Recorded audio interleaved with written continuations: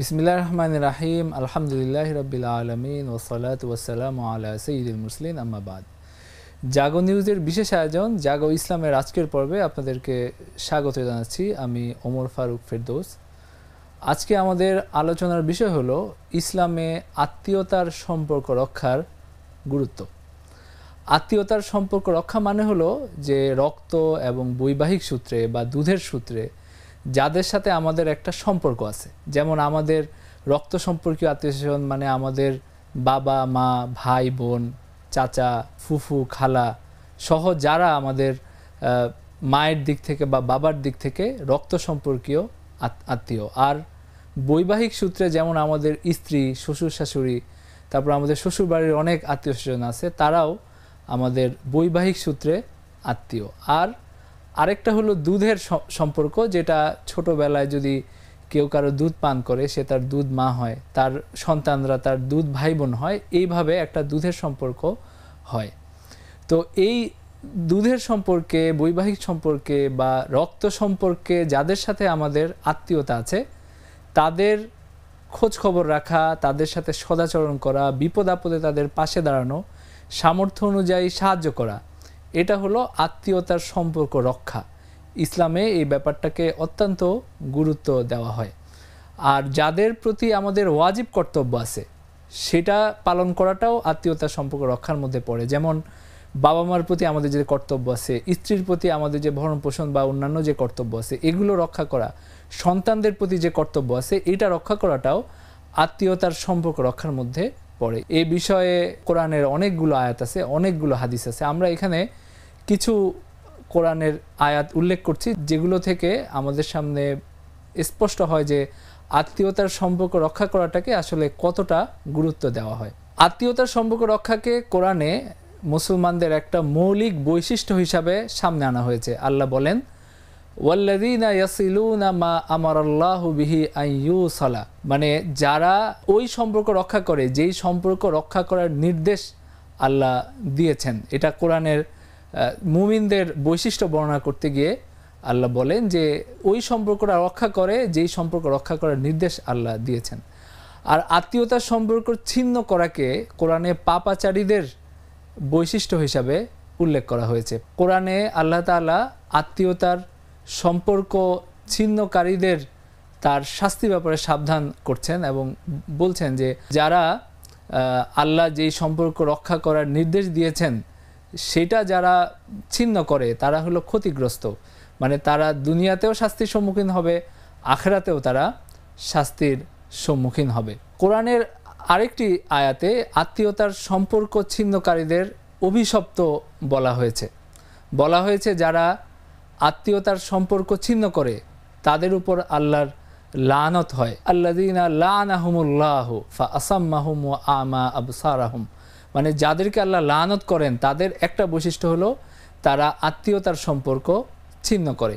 আরেকটা আয়াতে আল্লাহ তাআলা বলেন, আল্লাযীনা ইয়ানকুদুনা আহদাল্লাহি মিন বাদি মিসাকিহি ওয়া ইয়াকতাউনা মা আমারাল্লাহু বিহি আন ইউসালা ওয়া ইফসিদুনা ফিল আরদ উলাইকা লাহুমুল লানাতু ওয়া লাহুম সুউদ দার, মানে এখানে আরও স্পষ্টভাবে যারা আত্মীয়তার সম্পর্ক ছিন্ন করে, যারা তাদের অঙ্গীকার ভঙ্গ করে এবং যারা জমিনে ফাসাদ সৃষ্টি করে তাদের সম্পর্কে বলা হচ্ছে যে তাদের উপর আল্লাহ লানত হয় এবং তাদের পরিণতি জাহান্নাম। তার মানে হলো যে আত্মীয়তার সম্পর্ক ছিন্ন করাটাকে অত্যন্ত বড় অপরাধ হিসাবে কোরআনে বিভিন্ন আয়াতে উল্লেখ করা হচ্ছে। এটা কাফেরদের বৈশিষ্ট্য তো বটেই, পাপাচারীদের বৈশিষ্ট্য তো বটেই, বরং এটা অভিশপ্ত মানুষদের বৈশিষ্ট্য হিসাবে কোরআনে বর্ণনা করা হচ্ছে।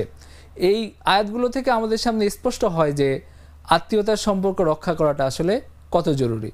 কোরআনে আত্মীয়তার সম্পর্ক রক্ষা করার অংশ হিসাবে অভাবগ্রস্ত আত্মীয়দের সাহায্য করার নির্দেশ দেওয়া হয়েছে। আল্লাহ বলেন যে তোমাদের মধ্যে আমি বিভিন্ন জনকে আমি সমৃদ্ধি দেই, বিভিন্ন জনকে ধন সম্পদ দেই, বিভিন্ন জনকে আমি অভাবগ্রস্ত করি, মানে দুনিয়াতে যে বিভিন্ন রকম বিভিন্ন শ্রেণীর এবং বিভিন্ন সামর্থ্যের মানুষ আছে, যাদের সামর্থ্য বেশি তাদের কর্তব্য হয়ে দাঁড়ায় দরিদ্রদেরকে সাহায্য করা। এই কর্তব্যটা আত্মীয়দের প্রতি আরও বেশি, মানে আত্মীয়রা যদি দরিদ্র হয়, আত্মীয়দের মধ্যে যদি কেউ অভাবগ্রস্ত হয়, যদি কেউ ঋণগ্রস্ত হয়, তাদেরকে সাহায্য করাটা এটা একটা ধনী একটা সামর্থ্যবান আত্মীয়ের জন্য একটা অবশ্য কর্তব্য হয়ে দাঁড়ায়। অর্থাৎ মানুষের যখন কেউ যখন সচ্ছল হয়, কারো যখন সমৃদ্ধি আসে, কারো যখন ধন সম্পদ থাকে, তার একটা অন্যতম দায়িত্ব হলো যে দরিদ্র আত্মীয় স্বজনের খোঁজ খবর নেওয়া, তাদেরকে সাহায্য করা। আল্লাহ বলেন ফাআতিযাল কুরবা হাক্কাহু ওয়াল মিসকিনা ওয়াবনাস সাবিল যালিকা খায়রুল লিল্লাযিনা ইউরিদুনা ওয়াজহাল্লাহ। মানে তোমরা আত্মীয়দেরকে তাদের হক দিয়ে দাও, তাদের হক আদায় করো। এখন এই হকটা বিভিন্ন জনের ক্ষেত্রে বিভিন্ন রকম। যেমন বাবা মায়ের ক্ষেত্রে আমাদের হক অনেক বেশি, আমাদের মানে তাদের প্রতি আমাদের কর্তব্য অনেক বেশি, তো সেই হিসাবে তাদের প্রতি আচরণ করতে হবে। স্ত্রী সন্তানদের ভরণ পোষণের কর্তব্য তো আমাদের উপর আছেই, সেটা আমাদের প্রতিপালন করতে হবে। এছাড়া অন্যান্য আত্মীয়স্বজন যারা যাদের প্রতি আমাদের সরাসরি কোনো ওয়াজিব কর্তব্য নাই, তারাও যখন অভাবগ্রস্ত হয়, কেউ ঋণগ্রস্ত হয়, কেউ বিপদে পড়ে, কেউ অসুস্থ হয়, কারো চিকিৎসার ব্যয় অনেক বেশি হয়, তখন আমার যদি সামর্থ্য থাকে তাদের কিছু সাহায্য করার, এটা আমার একটা কর্তব্য হয়ে দাঁড়ায় যেন আমি তাদের সাহায্য করি। আত্মীয় স্বজন যদি জাকাত গ্রহণের উপযুক্ত হয় তাহলে তাদেরকে জাকাত দেওয়া যাবে, এবং অন্যদের তুলনায় সব আত্মীয়রা না, এখানে আবার একটা ভাগ আছে যে বাবা মা তাদেরকে জাকাত দেওয়া যায় না, সন্তানকে জাকাত দেওয়া যায় না, স্ত্রীকে জাকাত দেওয়া যায় না। আর একটু দূরের আত্মীয় যাদের ভরণ পোষণের দায়িত্ব আমার উপর নাই, তাদেরকে কিন্তু জাকাত দেওয়া যায়। যেমন মামা খালা, যদি কারো আত্মীয় এরকম দরিদ্র থাকে, মামা খালা চাচা শ্বশুরবাড়ির দিকের আত্মীয় যদি কেউ এরকম দরিদ্র থাকে, জাকাত গ্রহণের উপযুক্ত থাকে, অন্যদের থেকে তাদেরকে প্রাধান্য দেওয়া উচিত, তাদেরকে সাহায্য করা উচিত। রাসূল সাল্লাল্লাহু আলাইহি ওয়াসাল্লামের হাদিসে আছে যে কেউ যদি দরিদ্রদেরকে, নিজের আত্মীয় স্বজনকে কেউ যদি সদকা করে, তাদেরকে দান করে, তাহলে এখানে দুইটা সওয়াব পাওয়া যায়। একটা হলো আত্মীয়তার সম্পর্ক রক্ষার সওয়াব, আর একটা হলো সদকার সওয়াব। তো সুতরাং সদকা করার ক্ষেত্রে, জাকাত দেওয়ার ক্ষেত্রে, দান করার ক্ষেত্রে আত্মীয়দেরকে প্রাধান্য দেওয়া উচিত। তাদের মধ্যে কেউ অভাবগ্রস্ত থাকলে তাকে আগে দেওয়া উচিত। আত্মীয়তার সম্পর্ক রক্ষার প্রতিদান দুনিয়া থেকে শুরু হয়, এবং আত্মীয়তার সম্পর্ক যদি কেউ নষ্ট করে তাহলে তার শাস্তিও দুনিয়া থেকে শুরু হয়। দুনিয়াতে যদি কেউ আত্মীয়তার সম্পর্ক রক্ষা করে, আল্লাহ তার রিজিক বাড়িয়ে দেন, তার প্রভাব প্রতিপত্তি বাড়িয়ে দেন, তাকে তার হায়াত বৃদ্ধি করে দেন, হাদিসে আছে, এবং তার সব দিক থেকে তার সমৃদ্ধি আসে। এটা আত্মীয়তার সম্পর্ক রক্ষা করার বরকতে এটা হয়। তাদেরকে সাহায্য করা, তাদের প্রতি বদান্যতা দেখানো, এবং তাদের প্রতি সদাচরণ যারা করে। হযরত আনাস রাদিয়াল্লাহু আনহু থেকে বর্ণিত একটা হাদিসে আল্লাহ রাসূল সাল্লাল্লাহু আলাইহি ওয়াসাল্লাম বলেন, যে ব্যক্তি চায় যে তার রিজিকে সমৃদ্ধি আসুক এবং তার আয়ু বৃদ্ধি হোক, সে যেন তার আত্মীয়তার সম্পর্কগুলো অক্ষুণ্ণ রাখে এবং আত্মীয়তার সম্পর্ক রক্ষা করে, তাহলে আল্লাহ তাকে বরকত দিবেন। আর আত্মীয়তার সম্পর্ক ছিন্ন করার শাস্তিও দুনিয়া থেকে শুরু হয়। আবু বকর রাদিয়াল্লাহু আনহু থেকে বর্ণিত একটা হাদিসে আল্লাহ রাসূল সাল্লাল্লাহু আলাইহি ওয়াসাল্লাম বলেন যে আত্মীয়তার সম্পর্ক ছিন্ন করার শাস্তি এবং বিদ্রোহের শাস্তি, মানে কোনো একটা শান্তিপূর্ণ সমাজে ফাসাদ সৃষ্টি করা, বিদ্রোহ করা, এগুলোর শাস্তি দুনিয়া থেকে শুরু হয় এবং আখিরাতে এগুলোর শাস্তি হয়। তার মানে হলো যে কেউ যদি আত্মীয়তার সম্পর্ক ছিন্ন করে, এই আশঙ্কা আছে, বা তাদের প্রতি দায়িত্ব পালন না করে, তাহলে আল্লাহ তো পরকালে শাস্তি তো আছেই, দুনিয়াতেও সে এটার শাস্তি পাবে, এই আশঙ্কা আছে। দুনিয়াতেও তার যে সমৃদ্ধি এটা নষ্ট হতে পারে, তার রিজিক বন্ধ হয়ে যেতে পারে, এবং তার যে আল্লাহ যে নেয়ামত তার উপর দিয়ে রাখছেন এটা কিন্তু বন্ধ হয়ে যেতে পারে যদি কেউ সামর্থ্য থাকার পরেও আত্মীয়দের সাহায্য না করে। এই আলোচনা থেকে আমরা বুঝতে পারলাম, এই আয়াতগুলো, এই হাদিসগুলো থেকে আমরা বুঝতে পারলাম যে আত্মীয়তার সম্পর্ক রক্ষা করাটা অত্যন্ত গুরুত্বপূর্ণ।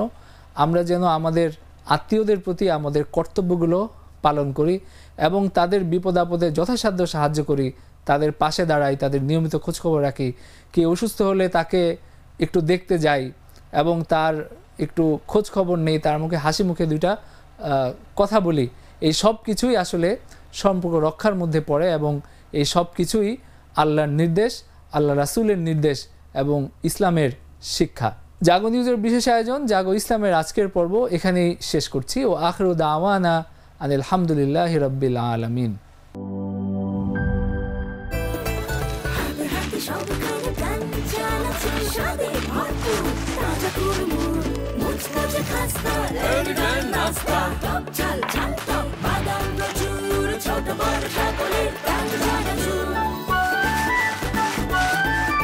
স্বাদে ভরপুর প্রাণ চানাচুর।